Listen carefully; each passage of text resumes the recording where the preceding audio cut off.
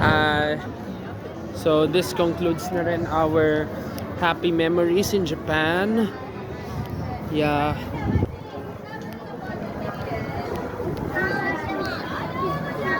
Here we go. Joss, we will be in the boat again pero wala nang up and down. May konti. Yes. So, I guess this is our second to the last or last ride, I would say.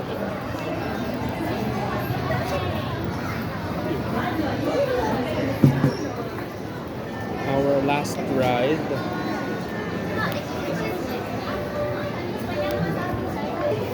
I think I have to turn off my video because it's not allowed. So mamaya na lang ulit tayo. So subukan ko mag-edit ng video ko mamaya when I go home. So this is just a simple ride. Wala na siyang mga ups and downs, no?